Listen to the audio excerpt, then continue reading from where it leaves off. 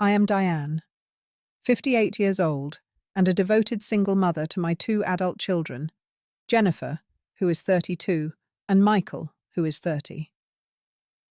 3 weeks ago, I underwent major back surgery that required a 6-week recovery period. I expected my children to help me during this time, especially after raising them alone since their father passed away. Nothing prepared me for the moment. Jennifer shouted, "We are not your servants," while I was lying in excruciating pain. The betrayal from the children I sacrificed everything for cut deeper than any surgical incision. Before I share what happened next, let me know where you're watching from and hit subscribe to join my journey of healing and discovery. My life before the surgery was what most would consider successful. I built a stable career as a real estate agent in our suburban community, owned a comfortable 4-bedroom home, and managed to achieve financial security through decades of careful planning and hard work. But my journey to this point was far from easy. 27 years ago, my world shattered when my husband Thomas suffered a sudden heart attack while jogging on a crisp autumn morning. He was only 35 and our children were just babies. Jennifer was 5 and Michael was 3 when I became both mother and father to them overnight. The early years were a blur of grief and survival. I remember sitting at our kitchen table surrounded by bills, my eyes burning from crying, trying to figure out how to stretch Thomas's modest life insurance to support us. The insurance helped initially, but I knew it wouldn't last. "Mummy, when is Daddy coming home?" Michael would ask, his small face confused. Those questions tore at my heart, but I had to be strong. "Daddy lives in heaven now, sweetie, but he loves you very much, and I'm here for you always." I took on multiple jobs. During the day, I worked as an administrative assistant at a local company. Evenings and weekends, I waited tables at a nearby restaurant. My mother would watch the children when she could, but her own health issues made her help inconsistent at best. Sleep became a luxury I rarely enjoyed. Most nights I would collapse into bed past midnight after preparing lunches for the next day, only to rise before dawn to get everyone ready. The children never saw me cry, though there were many nights I sobbed quietly in the bathroom, wondering how I would manage. My own dreams and aspirations were packed away like winter clothes in summer. Before meeting Thomas, I'd been an aspiring artist with plans to open my own gallery. My brushes and canvases gathered dust in the attic as I focused entirely on providing stability for Jennifer and Michael. As the children grew, I noticed concerning patterns in their behavior. Jennifer, who had her father's striking blue eyes and my auburn hair, developed a sense of entitlement that worried me. When she was 12, her reaction to not getting the exact brand of jeans she wanted for school was a full-blown tantrum. "But Mum, everyone has them. You just don't understand how important this is," she had screamed, slamming her bedroom door. I told myself it was normal teenage behavior, that she was still processing the loss of her father. Perhaps I overcompensated by giving in too often, working extra shifts to afford the things she insisted she needed. Michael was different, quieter and less demanding, but I noticed how he followed his sister's lead. If Jennifer complained about dinner, Michael would suddenly find the meal unacceptable too. If she rolled her eyes at my requests for help with chores, he would become conveniently busy with homework. "They're just kids," I would tell myself. "They'll understand the sacrifices when they're older." Despite our financial struggles, I was determined that both children would have the education opportunities Thomas and I had dreamed of for them. I set aside money every month, no matter how tight things were. Sometimes this meant going without proper winter clothes for myself or delaying needed dental work, but their future came first. When Jennifer decided to attend an expensive private university to study business, I remortgaged our home to help cover what her scholarships didn't. When Michael chose a state school for his engineering degree, I was secretly relieved at the lower tuition, though I would have found a way regardless of his choice. During those college years, I worked 60-hour weeks taking on additional properties, as I had transitioned into real estate, building a client base through sheer determination and late nights. My health began showing signs of strain, with persistent back pain becoming my constant companion. "You need to slow down," my doctor warned during a checkup when I was 49. Your spinal discs are showing significant deterioration. This kind of physical stress will eventually require surgical intervention if you don't make changes now. I nodded politely, but knew there was no slowing down. Jennifer was in graduate school by then, and Michael still had 2 years of undergraduate studies.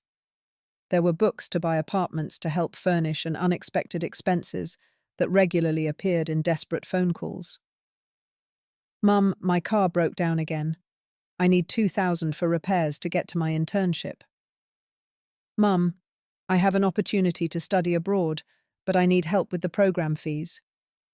Each request came with promises to repay that never materialized, but I told myself this was normal. I was their safety net, their foundation. Of course they turned to me. The empty nest arrived gradually. Jennifer moved to the city for her marketing job, visiting mainly on holidays or when she needed something. Michael stayed closer, about 45 minutes away, but his visits became increasingly brief and distracted. For the first time in decades, I found myself with quiet evenings to fill. My back pain had worsened substantially, making even simple tasks like gardening once my joy and escape nearly impossible. Still, I was reluctant to consider surgery, knowing the recovery would be challenging. It was during a particularly bad episode when I couldn't get out of bed for 2 days that my doctor stopped suggesting and started insisting. "Diane, the MRI results are concerning. You've developed severe spinal stenosis with nerve compression. Without surgical intervention, you're looking at potential permanent nerve damage and disability." The reality of my situation finally hit home. I had put everyone else first for so long that I'd neglected myself to the point of serious medical consequences. The surgery would require a posterior lumbar decompression and fusion, with a recovery period of at least 6 weeks, during which I would need significant assistance. My first thought was my children. Surely now, as adults with established lives, they could help care for me the way I had always cared for them. I called them both, explaining the situation and asking if they could take turns staying at the house during my recovery. "Of course, Mum," Jennifer had said. "You've always been there for us." Michael agreed as well. "Don't worry about anything. We'll figure it out." Their immediate agreement brought tears of gratitude to my eyes. Finally, I thought I could lean on them the way they had always leaned on me. I scheduled the surgery for the following month, feeling a mix of anxiety about the procedure and relief that I wouldn't face recovery alone. I spent the weeks before surgery preparing the house, stocking the freezer with easy meals, arranging my bedroom for maximum convenience, and setting up a recovery station in the living room where I could spend time during the day. I also made sure all my financial affairs were in order, including updating my will to divide everything equally between Jennifer and Michael. "You don't need to do that now, Mum," Jennifer had said when I mentioned the will. "You're going to be fine." I didn't miss the quick glance she exchanged with her brother, but I dismissed it as concern about discussing such matters. They were worried about me, I thought. They couldn't bear to think about losing me the way we had lost their father. How naive I was looking back. The signs were there, but a mother sees what she wants to see in her children. And I wanted desperately to see gratitude, love, and a willingness to reciprocate the care I had given so freely for nearly 3 decades. The day before my surgery, I sat in my garden, despite the pain, looking at the roses I had nurtured for years. Some part of me understood that life was about to change dramatically, though I couldn't have imagined just how profound that change would be. The surgery itself is mostly a blur in my memory. I recall the anxiety in the pre-op room, the kind anesthesiologist telling me to count backward, and then nothing, until the recovery room where pain cut through the fog of medications. The procedure went well, my surgeon told me during rounds the next morning. We successfully decompressed the affected nerve roots and stabilized your spine with the fusion hardware. But remember what we discussed. Recovery is a marathon, not a sprint. I spent 4 days in the hospital with both Jennifer and Michael visiting daily, though never staying long. Jennifer would check her watch frequently during visits, mentioning meetings and deadlines. Michael seemed uncomfortable in the hospital environment, fidgeting and finding reasons to step out into the hallway. Still, I was grateful for their presence and looked forward to going home, where they had promised to help me recover. The discharge nurse reviewed my care instructions with both of them present. The patient will need assistance with daily activities for several weeks. Mobility will be very limited initially. She shouldn't lift anything over 5 pounds or twist her torso. Someone should be available to help with medications, meals, and personal care. Jennifer nodded confidently. We've got it covered. We've prepared everything at home. The first day back home seemed to confirm my children's commitment. Jennifer had arranged my bedroom with extra pillows for support and set up a small table with essentials within reach. Michael helped the transport service get me settled and made sure I took my medication on schedule. "See, Mum? We've got this," Jennifer assured me. "You just focus on healing." By the end of that first week, however, subtle changes in their behavior began to emerge. Jennifer sighed heavily when I asked for help adjusting my position in bed. Michael started taking longer to respond when I called for assistance. I had to cancel my weekend in the mountains with Todd. I overheard Jennifer telling someone on the phone, "Mom's surgery has the worst timing. I've been planning this trip for months." The comment stung, but I told myself she was just venting. Caregiving was difficult, and they were adjusting to the role reversal. I tried to be less demanding, even when that meant lying in discomfort longer than necessary, or skipping doses of my pain medication because I couldn't reach the bottles. By the second week, the atmosphere in the house had distinctly changed. Jennifer spent most of her time working remotely from the dining room, wearing noise-cancelling headphones that conveniently prevented her from hearing my calls. Michael had returned to his own apartment claiming work obligations, but promised to come back on the weekend. One evening, I asked Jennifer if she could help me wash my hair, something I couldn't manage on my own with the movement restrictions. "Do we have to do it now?" she snapped. "I'm in the middle of an important project." "I'm sorry," I said quickly. "Whenever you have time is fine." She did help me later that evening, but her movements were rough and impatient, water running into my eyes as she rinsed the shampoo.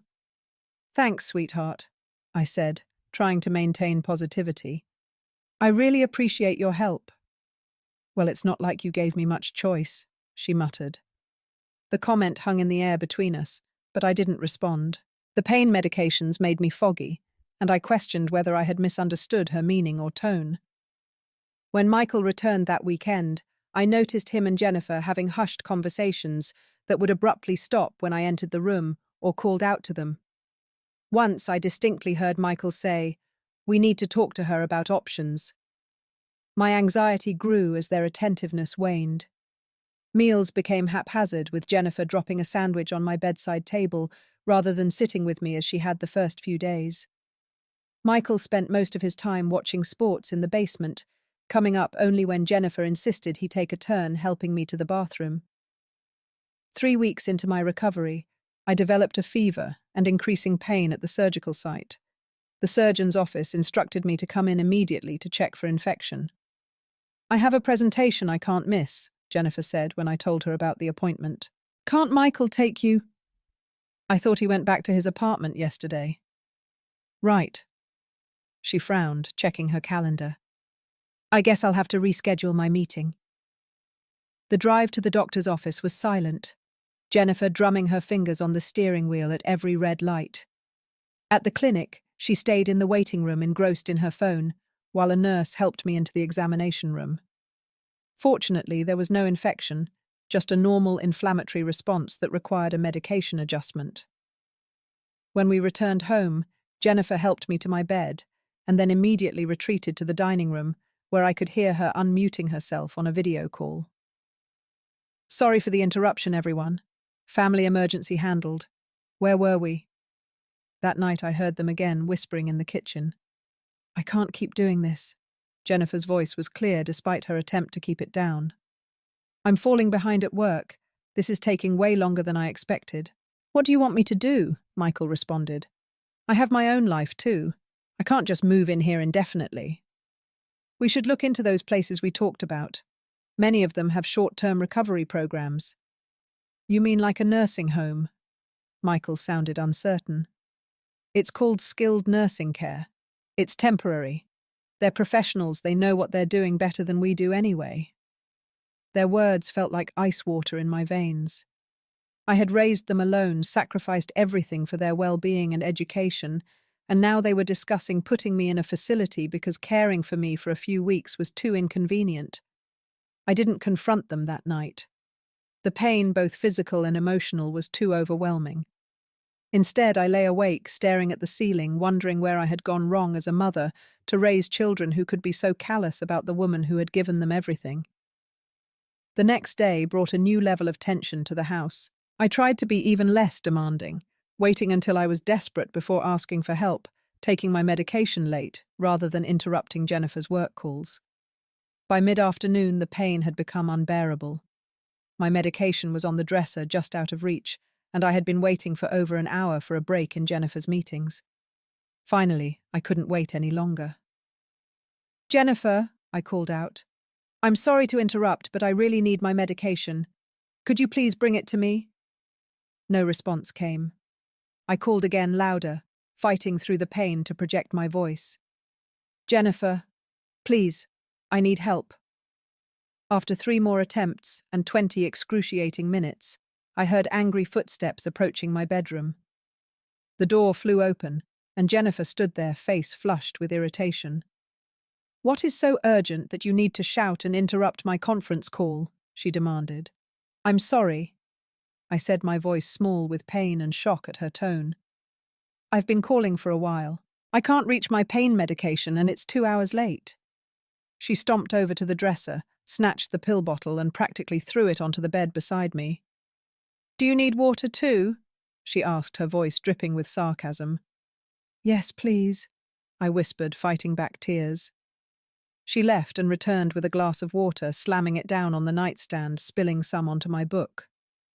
"Jennifer," I said carefully, "I understand this is difficult, but I would never have spoken to you this way when you needed my help."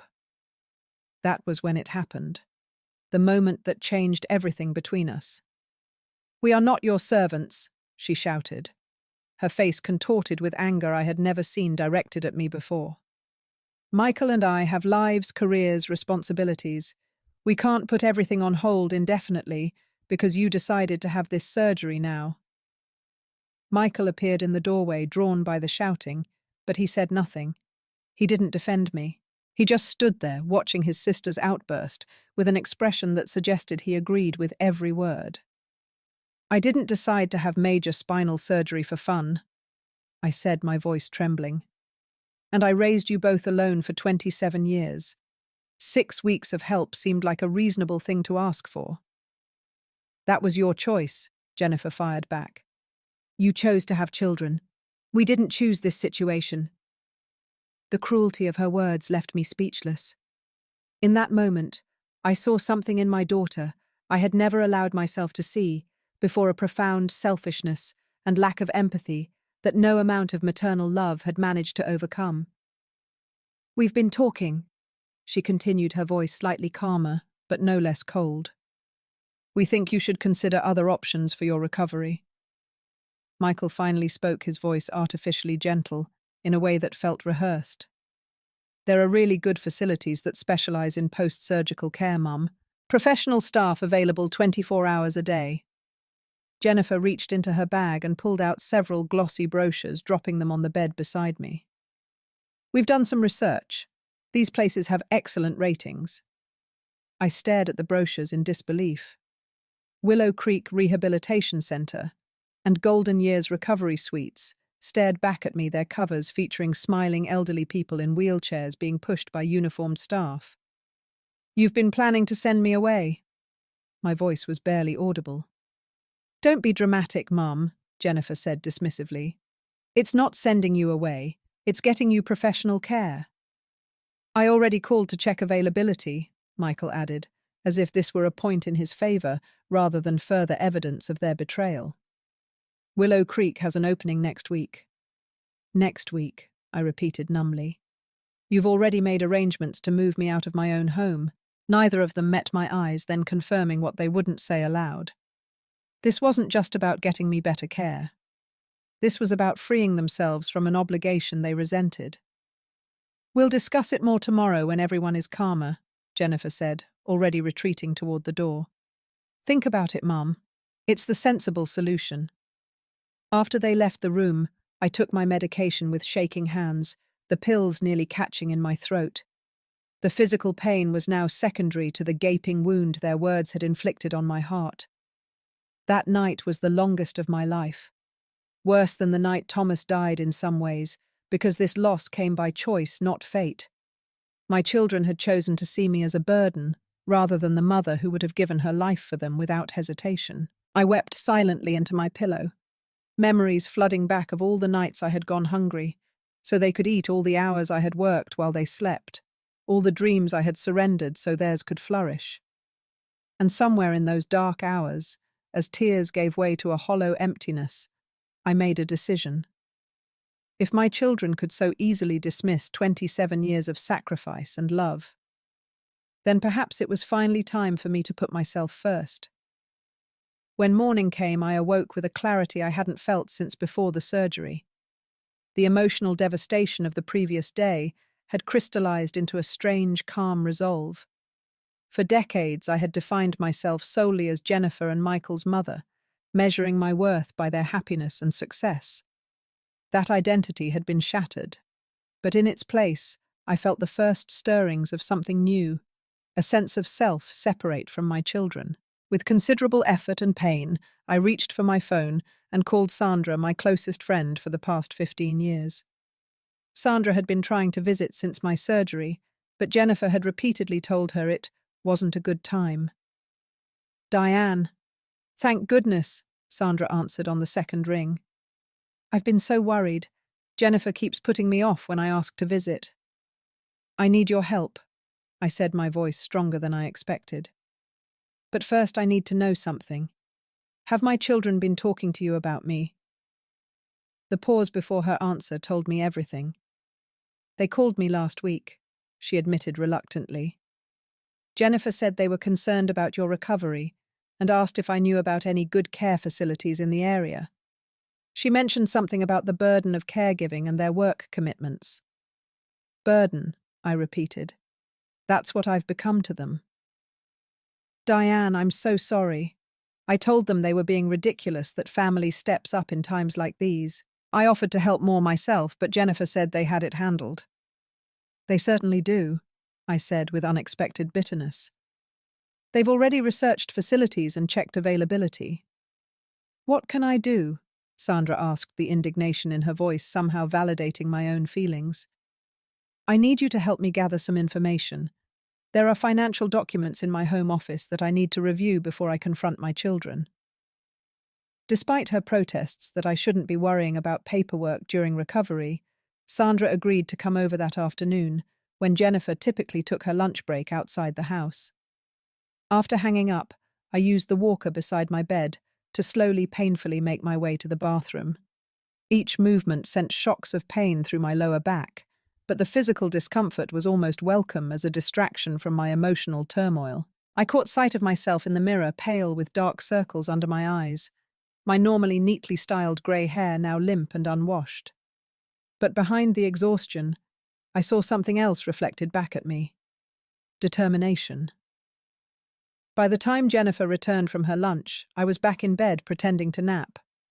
I heard her moving around the house, taking a video call in the dining room, her voice professional and composed, as if nothing were amiss in her personal life.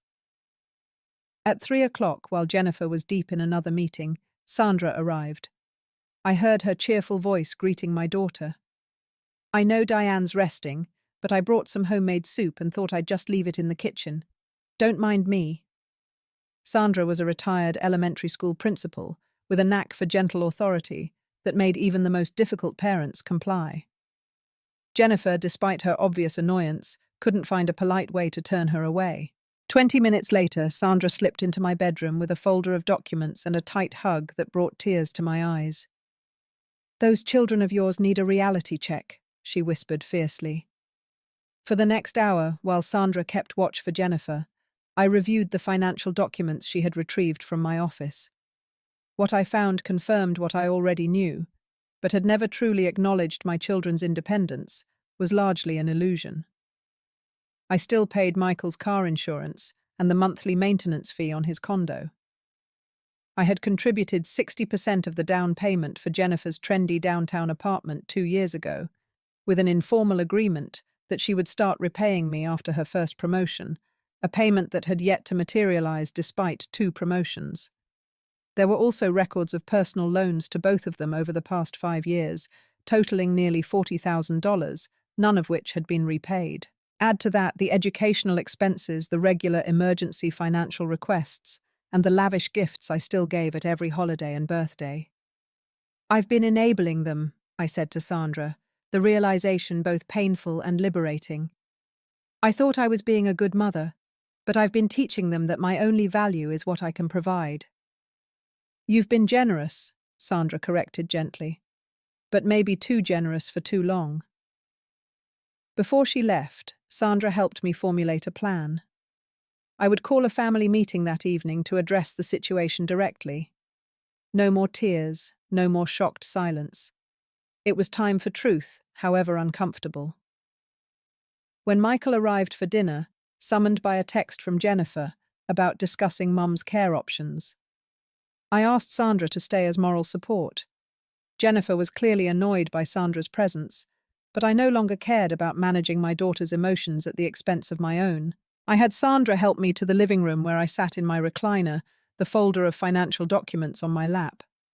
The formal setting seemed to make both Jennifer and Michael uneasy. They exchanged glances, clearly expecting me to capitulate to their nursing home plan. "Thank you both for being here," I began, my voice calm, despite the pain medication beginning to wear off.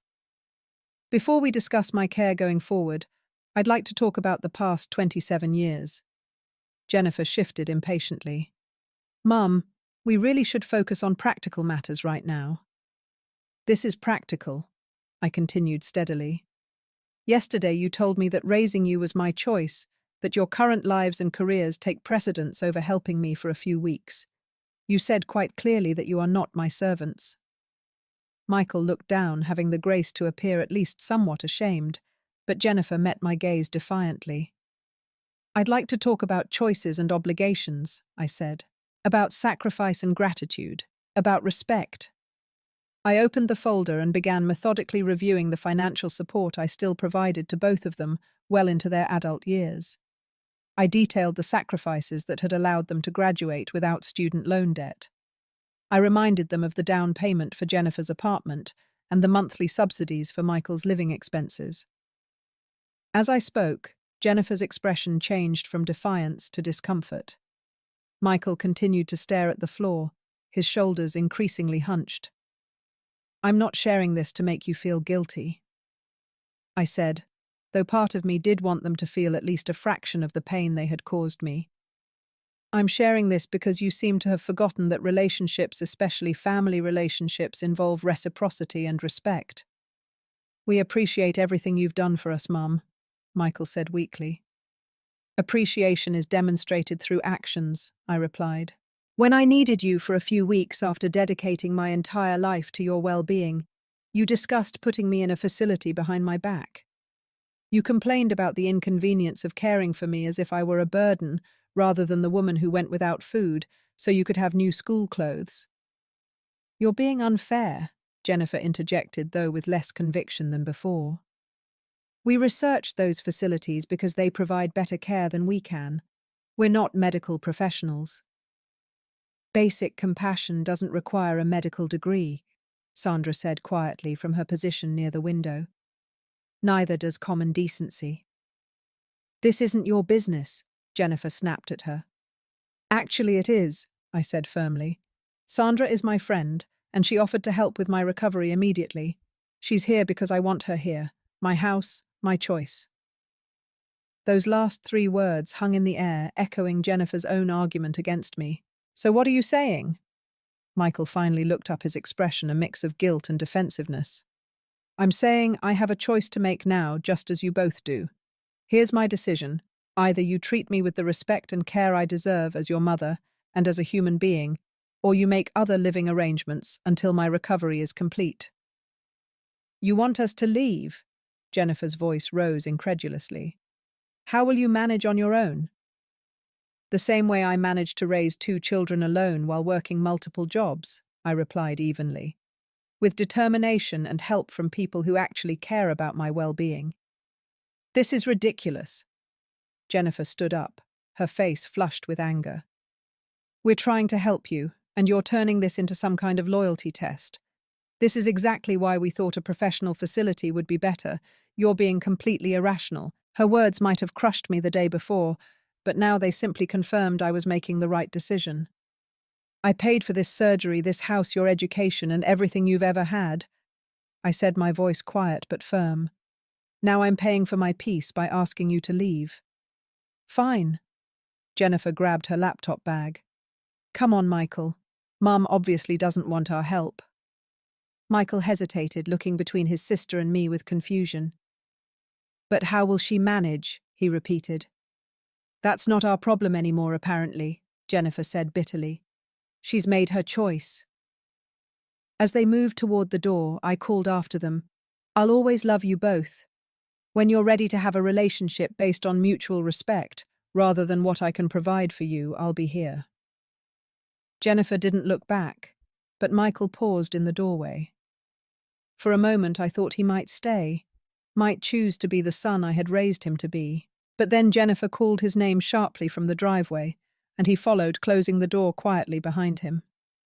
The house fell silent. Sandra came to sit beside me, taking my trembling hand in hers. You did the right thing, she assured me. Though I'm not sure how we're going to manage your care. One day at a time, I said, surprised by the strange sense of peace settling over me despite the circumstances. Just like I've always done. The first night alone in my house was both terrifying and oddly peaceful.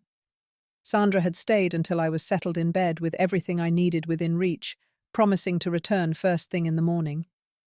The silence after weeks of tense conversations and muffled complaints felt like a balm to my raw emotions. My phone pinged with text messages from both Jennifer and Michael, messages I chose not to read immediately. Whatever justifications or accusations they contained could wait until I had stronger emotional footing. Instead, I focused on making a plan. The surgeon had been clear that the next few weeks were crucial for proper healing. I couldn't afford physically or financially to let my children's betrayal derail my recovery. By morning, I had made several decisions. First, I would use some of the money I had been saving for Jennifer and Michael's inheritance to hire professional home care assistants. Second, I would accept the help offered by friends like Sandra, who had already volunteered to coordinate a schedule of visitors. Third, I would use this time of physical recovery to work on my emotional healing as well. Sandra arrived at 8 the next morning with breakfast and news that she had already contacted a reputable home care agency. They can start tomorrow, she said, helping me sit up to eat the scrambled eggs she'd brought. 4 hours a day to help with bathing exercises, meal prep, and anything else you need. I've worked out a schedule with some of the women from the book club to fill in the gaps. Tears welled in my eyes at her efficiency and kindness. I can't ask you all to do this. You didn't ask, we offered, she said firmly. That's what real support looks like, Diane. Later that morning, my phone rang with an unfamiliar number. It was my sister Laura calling from Arizona, where she had moved 15 years ago. We had grown distant over the years, our communication limited to holiday cards and occasional social media comments. Sandra called me, Laura said without preamble. She told me what happened with the kids. I'm on a flight tomorrow morning. Laura, you don't have to do that, I protested, though secretly relieved at the thought of my sister's presence. You have your own life, your job. I've got 3 weeks of unused vacation time, she replied. And apparently my big sister needs me. That's all I need to know. True to her word, Laura arrived the next day, walking into my house with the familiar, determined stride I remembered from our childhood.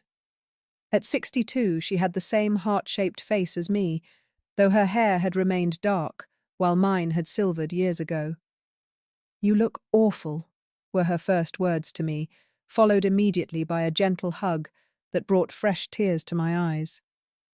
Don't worry, we'll fix that. First order of business is getting you a proper shower and doing something with this hair. Having Laura in the house brought an unexpected gift, laughter. Despite the physical pain and emotional turmoil, I found myself chuckling at her no-nonsense approach to everything, and her running commentary on the state of my pantry. How do you not own cumin and closet? We're burning these sweatpants when you're better.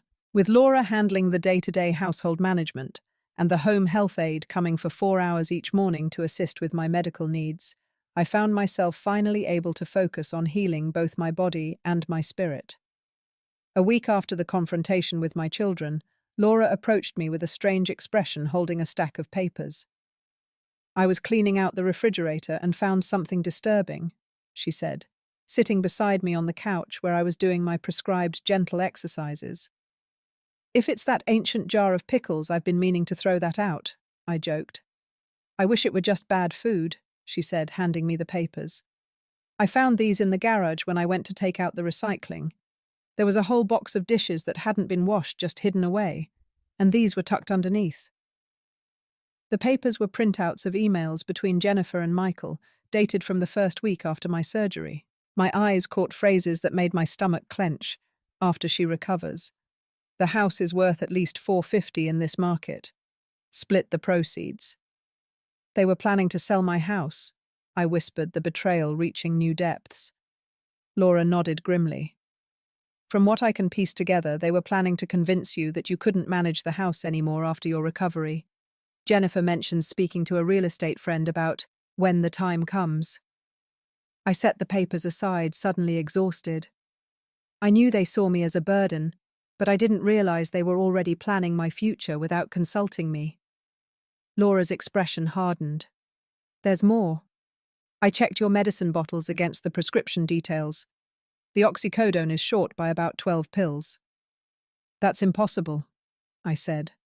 But even as the words left my mouth, I remembered Jennifer's insistence on managing my medications, keeping the bottles in the kitchen rather than by my bedside. I think one of them may have been taking some of your pain medication, Laura said quietly. And there's this too. She handed me my checkbook and several bank statements. Have you been writing checks recently? No, of course not. I've barely been able to get to the bathroom on my own. There are 3 checks missing from your checkbook, and 2 have cleared your account. One for $800 and another for $1,200, both made out to cash and signed with what looks like your signature. The room seemed to spin around me as the implications sank in. My own children had not only neglected my care and planned to sell my home without my input, but they had potentially stolen my medication and forged checks from my account. I don't want to believe this, I said, my voice breaking. I know, Laura said, gently taking my hand. But I think we need to protect you now. Tomorrow we should go to the bank and change your accounts, and you might want to consider speaking to a lawyer. That night, as Laura slept in the guest room, I found myself wide awake despite the physical exhaustion. The depth of my children's betrayal seemed unfathomable. How had the babies I had nurtured, the children I had sacrificed everything for, become adults capable of such calculation and selfishness? More painfully, I wondered what role I had played in their development. Had my devotion and sacrifice somehow taught them to see me as a resource rather than a person? Had my willingness to always put them first created an expectation that everyone in their lives would do the same? The questions had no immediate answers, but asking them felt like the first step toward understanding how we had arrived at this heartbreaking juncture. The next morning brought an unexpected knock at the door. When Laura answered, I heard a familiar voice asking about me. It was my neighbor, Mrs. Patterson, an elderly widow who lived 2 doors down. I brought some homemade bread and soup, she said, entering the living room where I was doing my morning exercises. I haven't seen your children's cars lately and wanted to make sure you were getting proper meals. That's very kind, I said, genuinely touched by her thoughtfulness. Well, neighbors look out for each other, she replied simply. My Henry had back surgery 10 years ago, so I know how difficult recovery can be. I've told the neighborhood watch group to keep an eye on your house too. Make sure you've got help coming and going. After she left, Laura looked at me with a gentle smile. See, you've got people who care, Diane. Real care, not the conditional kind.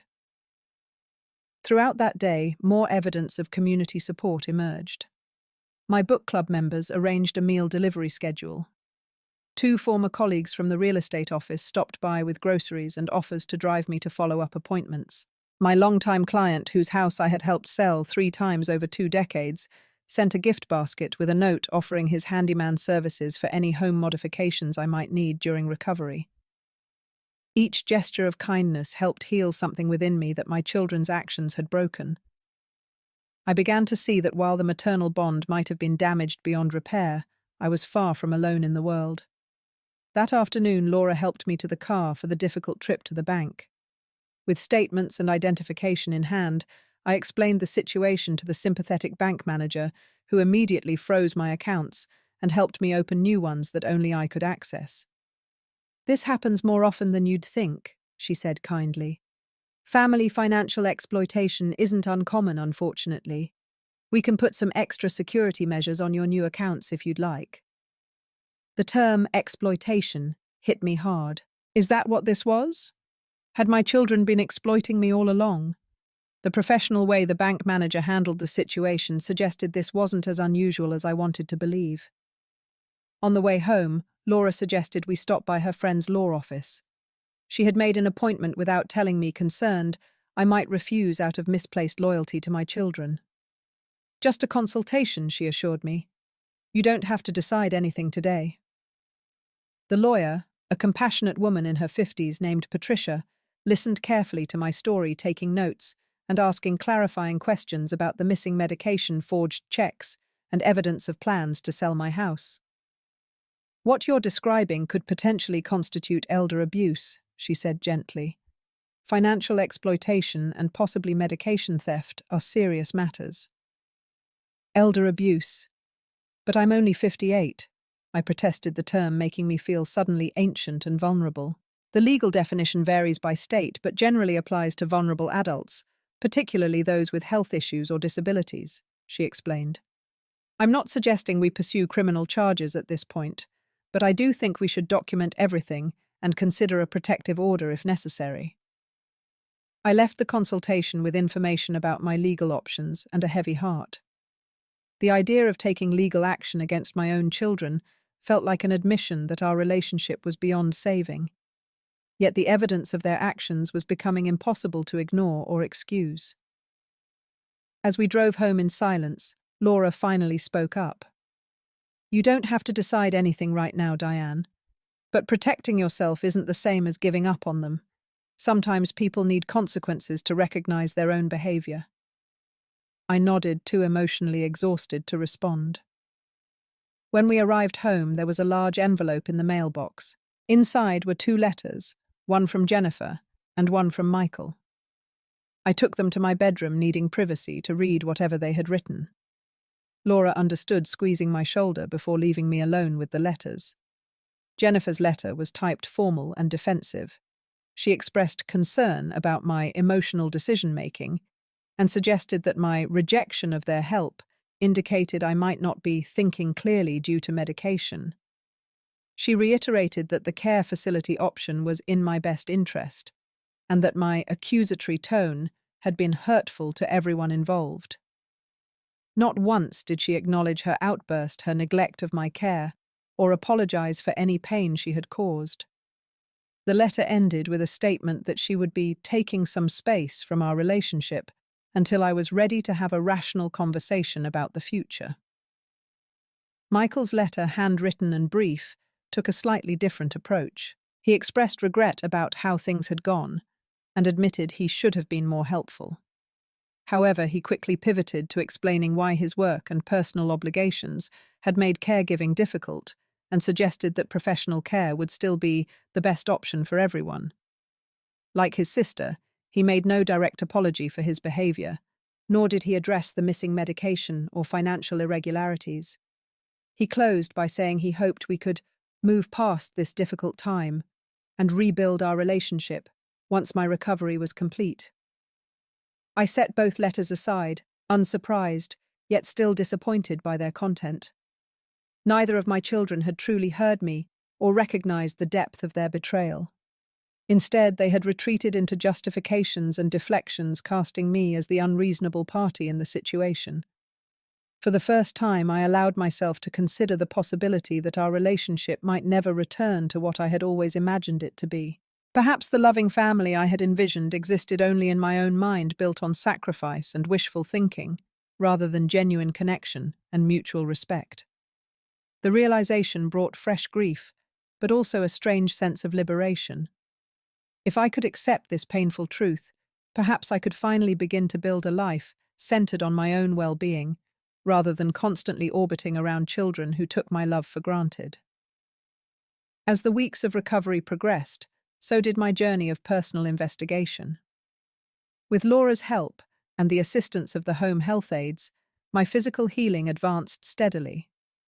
The intense surgical pain began to subside, replaced by the discomfort of muscles rebuilding and nerves regenerating. Each day I could move a little more freely, stay upright a little longer, and rely on pain medication a little less. But the emotional work proved more challenging than the physical rehabilitation. On Laura's suggestion, I hired a financial advisor to assess the full extent of my financial entanglements with Jennifer and Michael. The results were sobering. Over the past 5 years, you've provided approximately $120,000 in direct financial support to your children, not including the educational expenses from earlier years, the advisor explained during our video consultation. That's in addition to the 60% down payment on Jennifer's apartment, which at current market value represents another $90,000.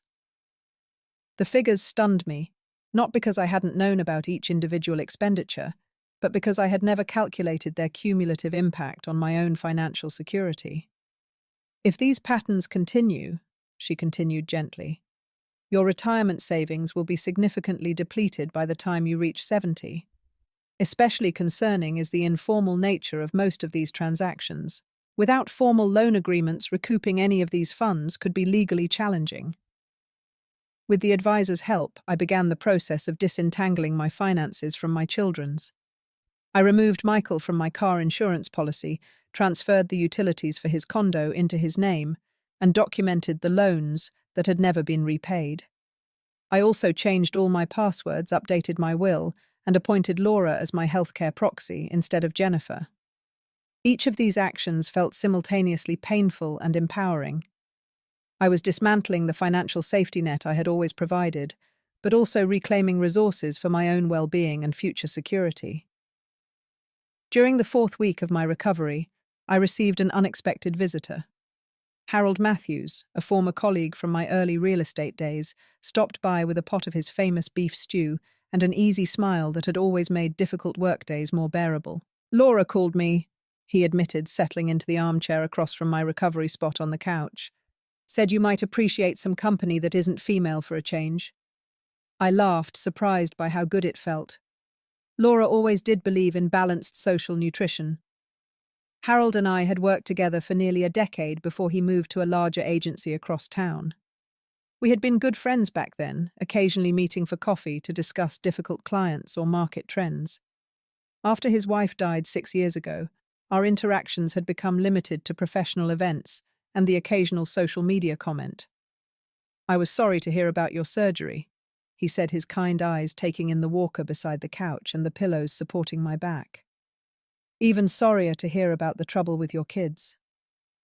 Under normal circumstances, I might have deflected, minimized the situation, or defended my children out of maternal instinct.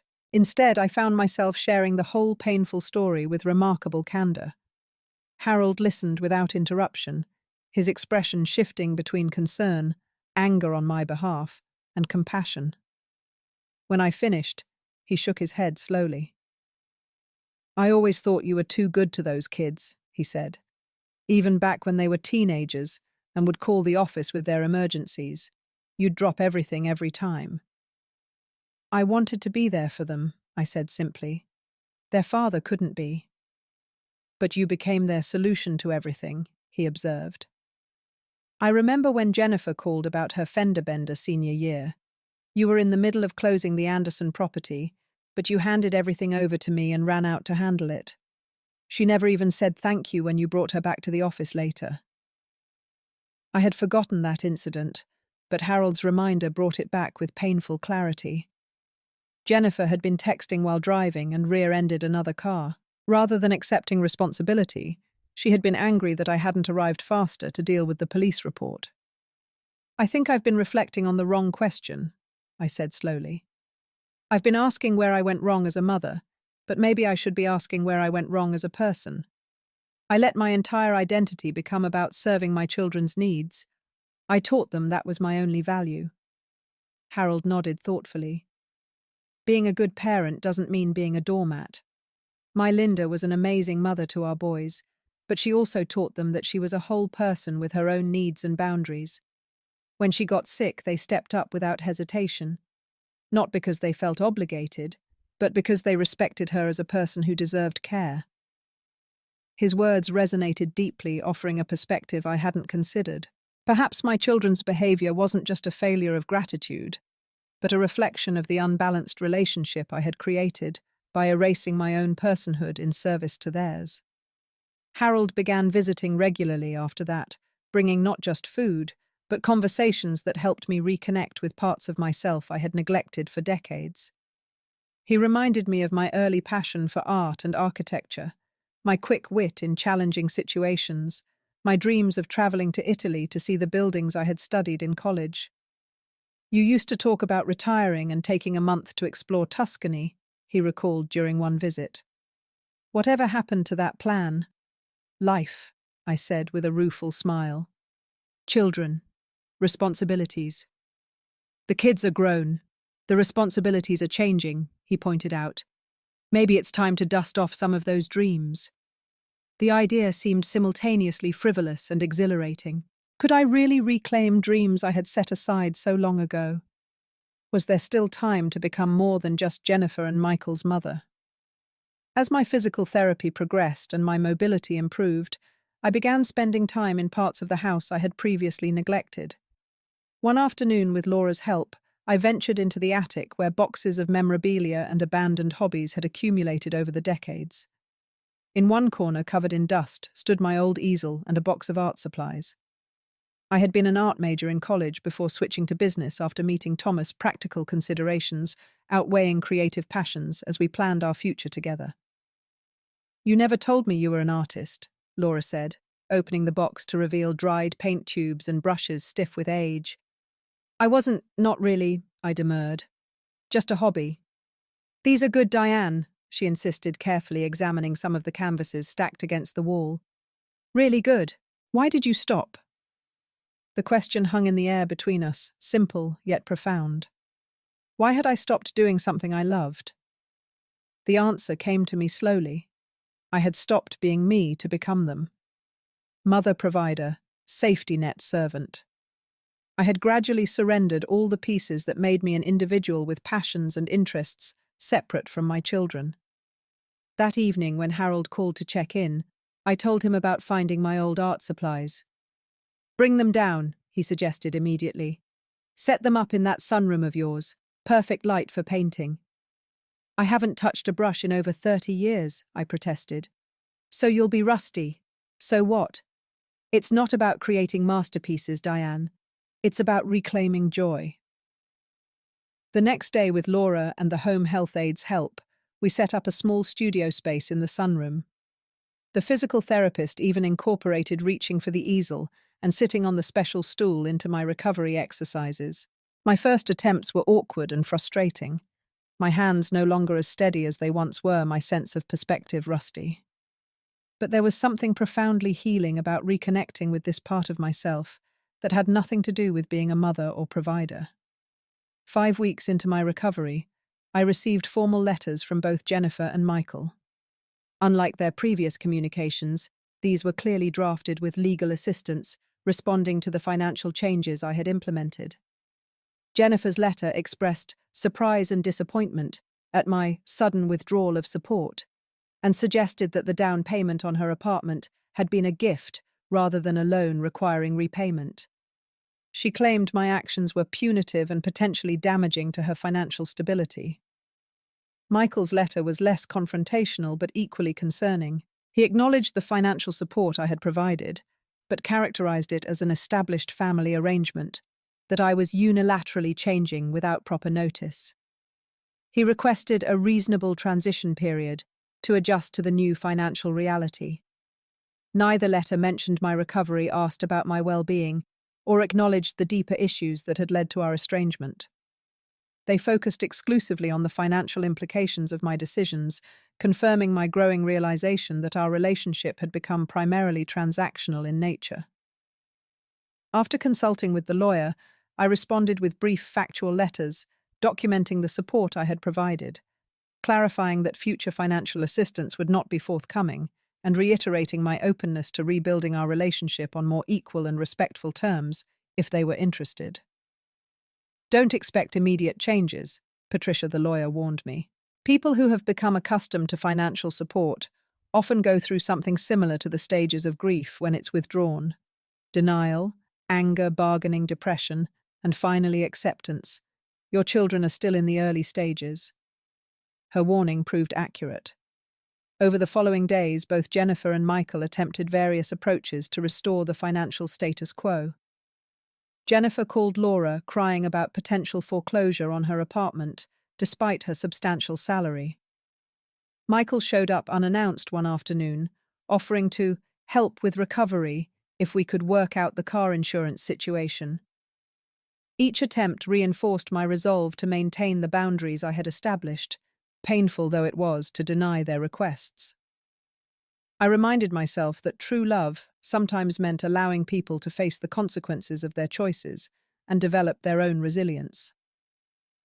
By the 6th week of recovery, my surgeon pronounced me ahead of schedule in my healing.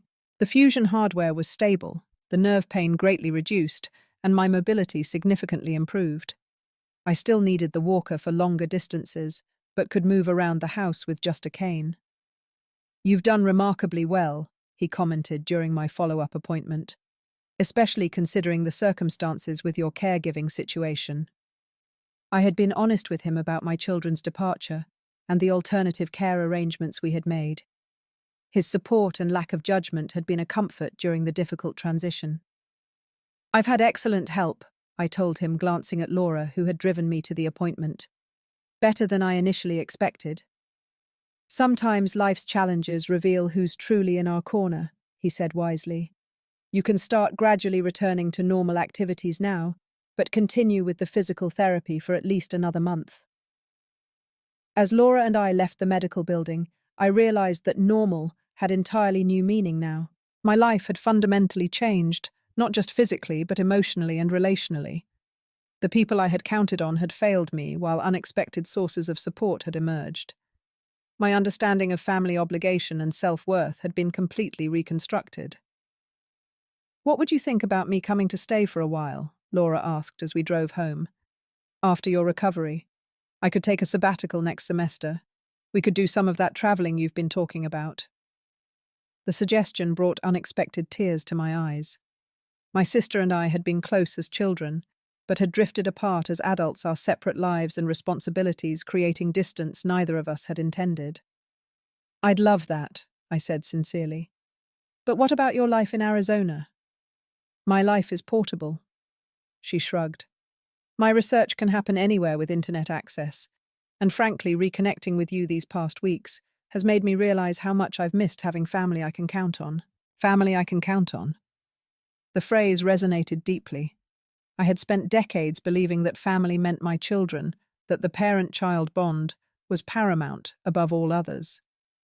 But my sister had shown me that family could be much broader, encompassing siblings, friends, neighbors, colleagues, anyone who showed up with genuine care and respect. That evening, we celebrated my medical milestone with a small dinner party. Sandra came with her famous lasagna. Harold brought wine, which I could finally enjoy now that I was off pain medication, and 2 neighbors joined with desserts and good cheer. Sitting at the head of my dining table, surrounded by people who had chosen to support me through one of the most difficult periods of my life, I felt a profound sense of gratitude and possibility. The betrayal by my children had broken my heart, but in that breaking new light had found its way in illuminating aspects of life I had long neglected. As Harold raised a toast to new beginnings, I realized that at 58 my story wasn't ending but evolving in ways I couldn't have imagined. The pain of betrayal had become unexpectedly a doorway to growth, self-discovery, and authentic connection. The transformation that began during my recovery continued to unfold in the months that followed. Physical healing progressed steadily each week, bringing new milestones. The walker gave way to a cane, which eventually became necessary only on particularly tiring days. The surgical pain faded to occasional twinges and morning stiffness. My body was adapting to its new normal, learning to work with the titanium hardware now part of my spine. Just as my physical rehabilitation followed a prescribed path of exercises and gradual increases in activity, my emotional recovery developed through its own necessary stages. The initial shock and heartbreak gave way to anger, then to deeper questioning, and gradually to a measured acceptance that allowed me to move forward without being defined by betrayal. 6 months after the surgery, I sat in my sunroom now, a fully functioning art studio, adding final touches to a landscape painting, inspired by the changing autumn leaves in my backyard. The easel Laura had brought down from the attic had been joined by proper lighting, organized supplies, and several completed canvases hanging on the walls. My phone buzzed with a text from Harold, confirming our dinner plans for the evening. Our friendship had evolved into a comfortable companionship over the past months, neither of us rushing to define what was developing between us. At our age, we both understood the value of allowing relationships to unfold naturally, without the pressure of expectations. As I set down my brush to respond, I noticed another notification. An email from Jennifer. My heart still accelerated slightly whenever my children made contact. A maternal instinct not easily extinguished, despite everything that had happened. The tone of this email differed noticeably from her previous communications. Gone was the defensive posturing and veiled accusations. Instead, there was a tentative quality to her words, an uncertainty I had rarely seen from my confident, assertive daughter. "Mom, I've been seeing a therapist for the past 2 months," she wrote. "It wasn't my idea initially. Todd insisted after our relationship hit a rough patch, but it's been eye-opening in ways I didn't expect. We've been discussing family patterns, and I've started to recognize some things about my behavior that are difficult to acknowledge." She went on to explain that her therapist had helped her identify patterns of entitlement and difficulty accepting responsibility that extended beyond our relationship into other areas of her life. She didn't directly apologize for her behavior during my recovery, but she expressed a desire to work on building a healthier relationship if I was open to it. It wasn't the full acknowledgement I might have hoped for, but it represented progress, a crack in the wall of justification she had built around her actions. I responded with cautious optimism, suggesting we meet for coffee the following weekend at a neutral location, a cafe halfway between our homes. Michael's journey to awareness was following a different timeline. After his failed attempt to negotiate continued financial support, he had largely withdrawn, communicating only through occasional impersonal text messages on holidays or my birthday. Laura, who maintained separate contact with both children, reported that he seemed to be struggling financially without my subsidies, but was too proud to admit it or seek guidance. I had come to accept that my relationships with my children might never return to what they had been, nor should they. The dynamic that existed before was unhealthy, built on dependency and unbalanced sacrifice rather than mutual respect. Whatever emerged now would need to be fundamentally different to be sustainable.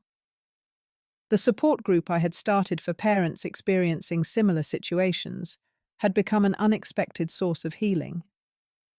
What began as informal gatherings in my living room with 3 other women had grown into weekly meetings at the community center, with over 20 regular attendees, both mothers and fathers, sharing stories of entitlement exploitation and the difficult journey toward establishing healthy boundaries with adult children. "You've created something really meaningful here," Sandra commented after one particularly powerful meeting where a 70-year-old father had broken down, describing his son's financial exploitation. "People need this space to feel understood, to know they're not alone." Leading the group had forced me to articulate my own experience and insights in ways that clarified my thinking and accelerated my healing. Each time I shared my story or offered perspective to another parent, I reinforced my own understanding of where boundaries needed to be maintained and what healthy family relationships should entail. When the day came to meet Jennifer, I arrived at the cafe early, selecting a table by the window where the natural light might ease the tension I anticipated. I had dressed carefully, in an outfit that made me feel confident, a silk blouse in deep blue that Harold had complimented paired with comfortable slacks that accommodated my still occasional need to shift positions to alleviate back stiffness. Jennifer arrived precisely on time, her corporate efficiency extending to personal appointments. She looked thinner than I remembered the tailored blazer hanging slightly loose on her frame. The confident stride remained, but there was a new hesitancy in her expression as she spotted me and approached the table. "Hi, Mum," she said, leaning down for a brief, awkward hug before taking the seat opposite me. "You look well. How's your recovery been?" "Steady progress," I replied, keeping my tone warm but neutral. "I'm down to physical therapy once a week now, and the doctor is pleased with the fusion stability." She nodded, fidgeting with the menu, though neither of us was looking at it. "I'm glad. That's really good to hear." The conversation remained cautious through ordering and the arrival of our coffees. We exchanged surface details about work, the unseasonably warm weather, Laura's extended stay, carefully avoiding the deeper issues that had brought us to this tentative reconciliation attempt. Finally, after a prolonged silence, Jennifer set down her cup with deliberate care. "I've been practicing what to say today with my therapist, but now that I'm here, all the rehearsed words seem inadequate." "Just speak from your heart," I suggested gently. "That's all I've ever wanted from you." She drew a deep breath. "I behaved terribly during your recovery.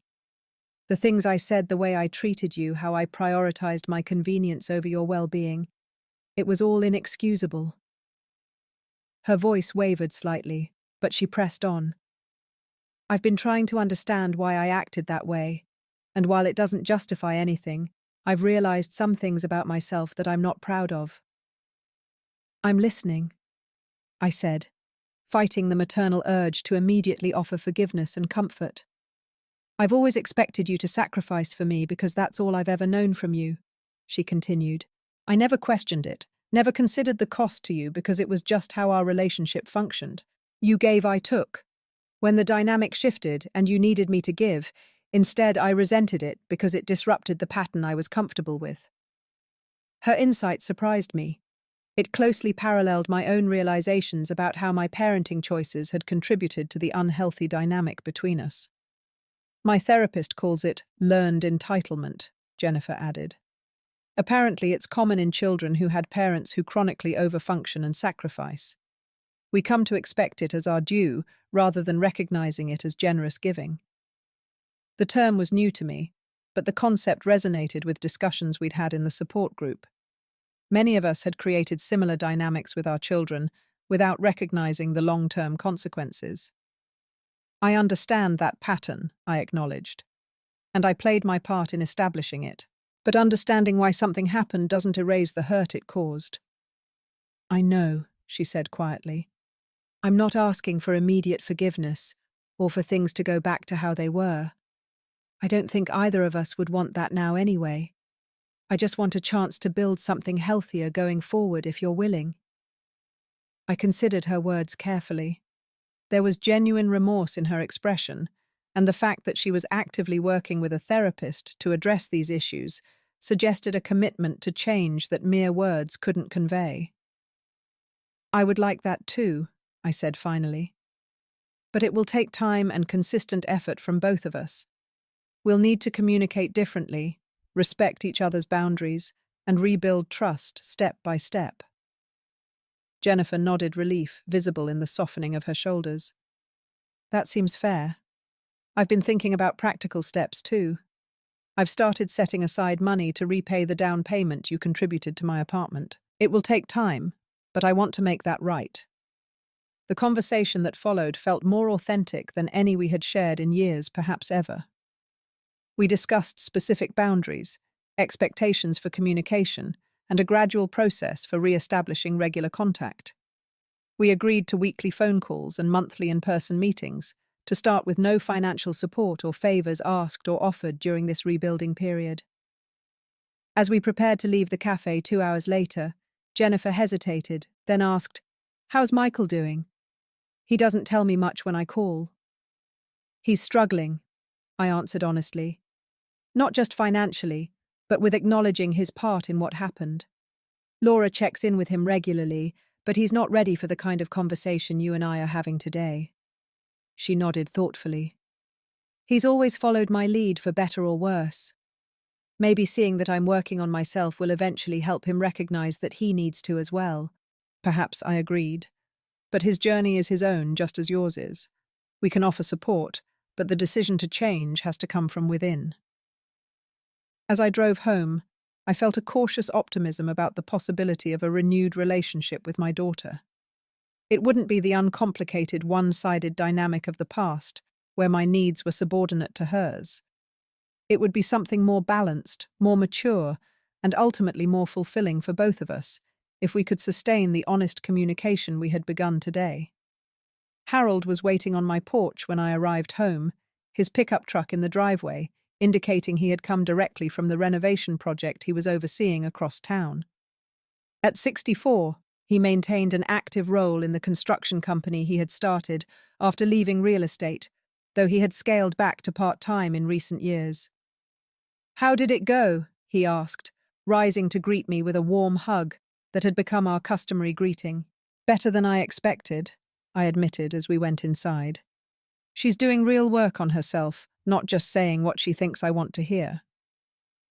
Over dinner, I shared the details of the meeting, while Harold listened attentively, offering insights from his own experience with his two sons after their mother's death. Unlike me, Linda had raised their boys to be independent and respectful, establishing healthy boundaries from the beginning. When she became ill, they had stepped up without hesitation or complaint, demonstrating the kind of filial care I had mistakenly thought could be cultivated through unlimited sacrifice.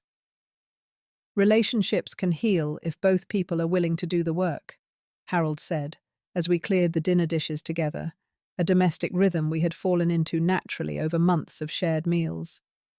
"But they rarely return to exactly what they were before, nor should they." "I know," I agreed. "Whatever relationship Jennifer and I build now will be new territory for both of us, and Michael may need much more time if he ever gets there at all." Harold nodded understanding, then changed the subject with deliberate lightness. "Speaking of new territory, I've been meaning to ask you something." "Oh." I leaned against the counter, curious about his suddenly more serious tone. "That trip to Italy you've been talking about since the Reagan administration," he began with a teasing smile. "What would you think about actually planning it for next spring? Laura mentioned she might extend her sabbatical, and I've always wanted to see Florence myself." The suggestion caught me off guard. Despite all my talk about reclaiming old dreams, I hadn't actually taken concrete steps toward making this particular one a reality. "Are you serious?" I asked, unable to keep the excitement from my voice. "Completely," he assured me. "I've got a buddy who renovates villas in Tuscany. He owes me a favor and has offered us a place to stay for as long as we want. We could make a proper trip of it, 2 or 3 weeks, see all those buildings and artworks you've been reading about since college." The prospect of actually fulfilling this long-deferred dream, and doing so with people who genuinely cared about my happiness, brought tears to my eyes. For so many years I had pushed aside my own desires, convinced that good motherhood required such sacrifice. Now I was learning that caring for myself was not selfish, but necessary, not just for my own well-being, but for establishing healthier relationships with everyone in my life. "I'd love that," I said, simply reaching for his hand. "Let's do it." In the months that followed, life settled into new patterns that would have been unimaginable a year earlier. The weekly support group continued to thrive, providing community and perspective. My relationship with Jennifer developed gradually with occasional setbacks, but a consistent trajectory toward healthier interaction. Michael remained distant, though Laura reported small signs of potential change in his thinking. The art I had rediscovered during recovery evolved from therapeutic hobby to passionate pursuit. Several of my paintings were selected for display at a local gallery's community showcase, and I began teaching a beginner's watercolor class at the senior center on Thursday afternoons. Harold's presence in my life deepened into a relationship neither of us had expected, but both cherished. We moved slowly, respectful of our separate histories and established lives, but the companionship and understanding we shared brought a dimension of joy I had forgotten was possible. The final meeting with both my children came just before Laura, Harold, and I departed for our long-awaited Italian adventure. It was the first time we had all been together since the confrontation during my recovery. We met at my house, neutral territory, now that both children understood it was truly my space, not a resource they were entitled to. Jennifer arrived first, bringing a small gift, a journal for recording my travels. Michael came 20 minutes later, visibly uncomfortable, but making the effort, which itself represented progress. Before we leave, I wanted us to have a chance to talk together, I explained once we were seated in the living room.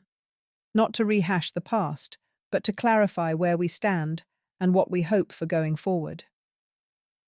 The conversation that followed was sometimes tense, occasionally emotional, but ultimately productive.